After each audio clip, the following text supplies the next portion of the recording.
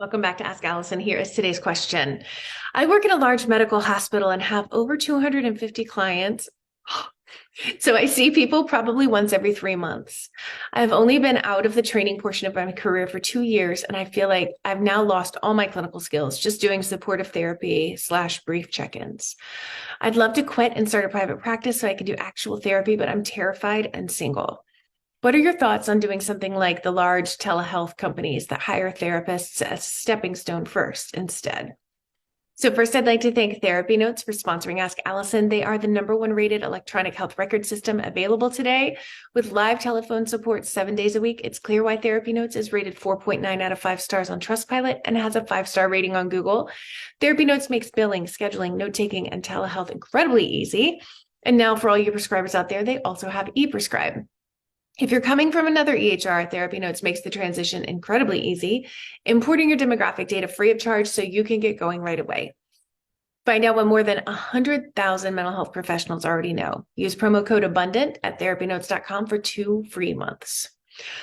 Reading your question made me feel tired. 250 clients sounds exhausting. I was afraid I was losing my clinical skills when I was building my practice too. Some of it is like riding a bike. Some of it is like learning to do a wheelie for the first time on that bike. If you're like most therapists, you've integrated clinical skills into your life and forgot about it.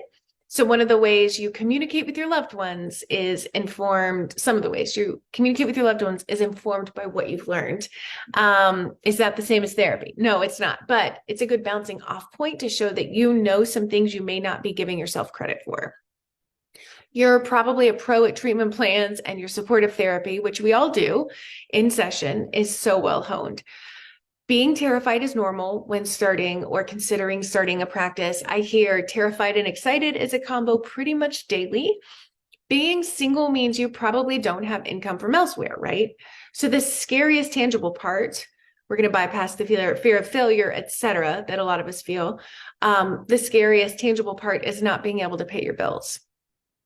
The most important thing is to have a plan that's based on principles that work. The worksheet for today outlines the types of plans you need to have in place. I strongly encourage you to have savings enough to pay your bills for a few months. Just the basics, and pare down your spending so you don't spend longer working 2 jobs or longer being worried about income. A few months of delayed gratification is so worth it for freedom. It also lights a bit of a fire under your butt to do the things you need to do to build.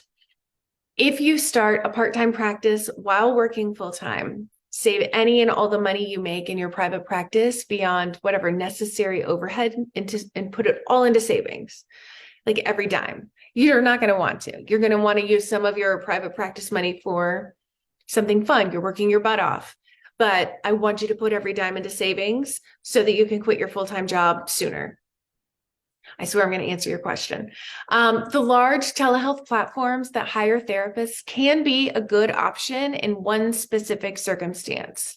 If you are working in a place so toxic, you have to get out now, they can be an option. I want you to really know and understand their model. If it's absolute self-preservation and you have to do it, then it could be okay. The people that I have worked with who are getting out of those systems are very grateful to be getting out of those systems, much in the same way that you are describing wanting to get out of your system. I will say that. And also the data mining that they're doing, I'm under the impression that some of that is shifting and changing, but I would get crystal clear before you do any work for them about what kind of data they are mining. And if that lines up with what's okay with you and what's not. If, however, your goal is to have a thriving private practice as your income, I recommend not signing on with one of them, because 99% of the people I've talked to who've worked for them have called it exhausting. Their boundaries were difficult to manage. The pay was poor. Most people already have those dynamics in their agencies. No need to learn a whole new system to go through that transition and not get benefits for a temporary situation unless you're really, really desperate. Especially when you can build what you want and have boundaries that feel good and income you want. Because you can get your own clients if you just follow doable guidance.